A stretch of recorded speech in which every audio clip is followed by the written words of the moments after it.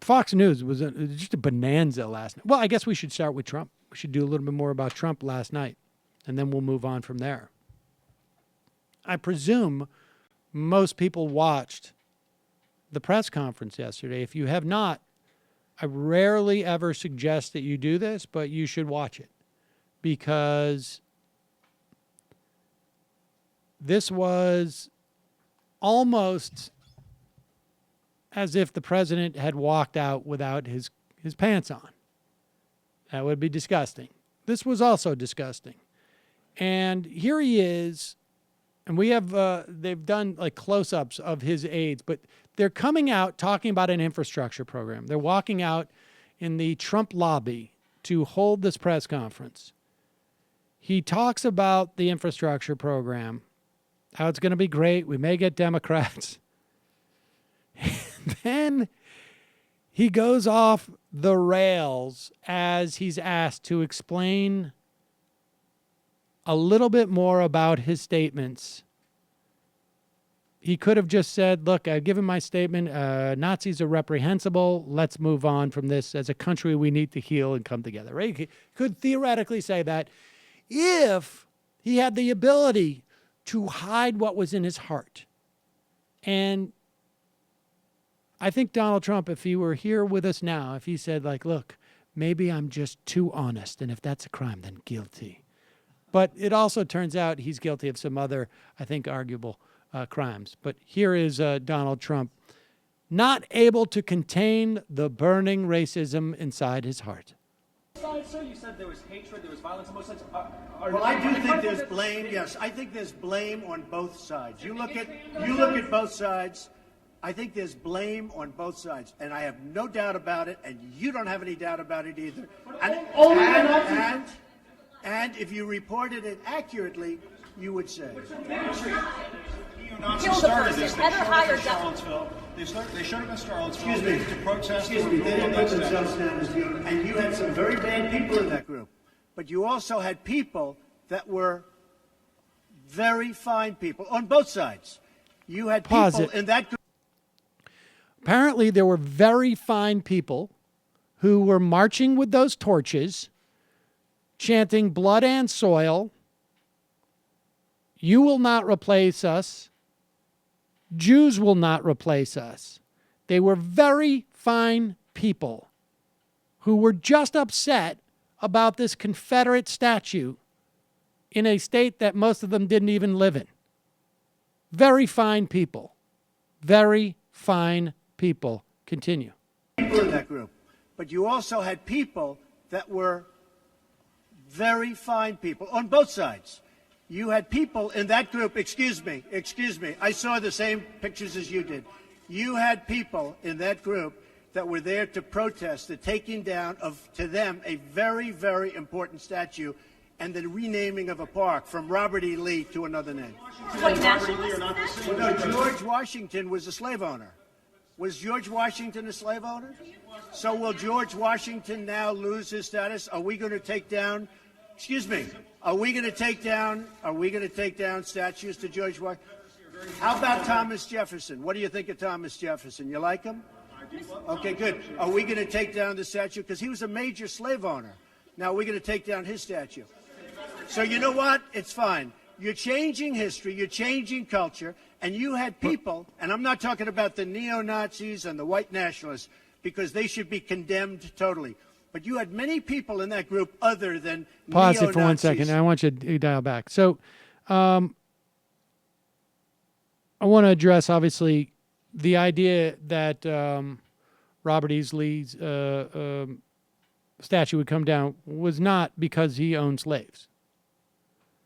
The idea was that he fought and revolted against this country to protect the institution of slavery. And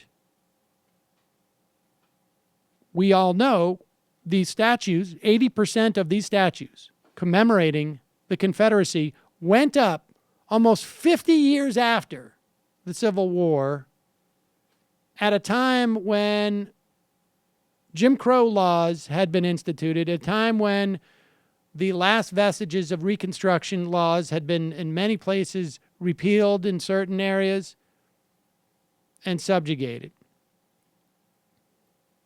And when Donald Trump says you're changing history, you're changing culture, what culture is it that we're changing? What culture is it that we're changing? That would have been the question to ask Donald Trump. What culture is being changed? One where, what culture would be changed? That is actually the point. It is to change the culture. And how is that culture changing in such a way that he doesn't like it? Continue. So you know what? It's fine. You're changing history, you're changing culture, and you had people, and I'm not talking about the neo-Nazis and the white nationalists, because they should be condemned totally. But you had many people in that group other than neo-Nazis and white nationalists, okay? And the press has treated them white supremacists. Absolutely unfairly. The press has treated those white supremacists unfairly. I'm curious. I haven't heard from those people. Maybe that's it. Maybe there is a media blackout of the non-white supremacists, non-white nationalists, non-neo-Nazis. Like historical preservationists. They're just out with torches because they just don't. They could be just as easily protecting a monument in Harlem or Mecca. They just don't like to see things taken down. Or, got to be fair, could have been some Civil War reenactors there who are also very sensitive about that. Right. So, this is why this was so naked. This is why people are just up in arms. Can I just, Matt, I just IM'd you, and I don't. But, I want to admit something. We're not being very nuanced here. No. He did say there were bad people on both sides. But this is the point. What I just IM'd you, because we touched on, no, I know you're joking, obviously, but when we talk about people like Sam Harris, or in a more sophisticated way, Peter Beinart wrote this ridiculous piece about Antifa and the rise of the violent left. And Corey Pine and I talked about this on the other show. It's just absurd. Mitt Romney, I'm not, whatever. I'm not trying to rehabilitate Mitt Romney, but look at what he tweeted out. Peter Beinart and Sam Harris cannot get this point. No, not the same. One side is racist, bigoted, Nazi. The other opposes racism and bigotry, morally different universes. Why can he pick that up? And let alone Trump, but not even people playing false equivalency. Mitt Romney could pick that up. Right. And the point is morally different universes. When you want to talk about Sam Harris, right? Who tweeted out, identity politics are detestable. White identity politics are more detestable, right? So they're on a continuum. They're on the same spectrum. One is bad, but one is worse. But they're on the same spectrum. Yet, when it comes to our bombing civilians and terrorist bombing civilians, he can see a very clear distinction, which is that, and even though when we bomb, we know exactly what the collateral damage will be. Down to a person, we know this definitively, no question whatsoever. But he sees us less morally culpable. In fact, it's a completely different moral universe. I don't know if he used those exact words. Sam Harris, forgive me for paraphrasing. But for some reason, he can see that moral distinction, but he can't see the moral distinction between the identity politics that are involved in,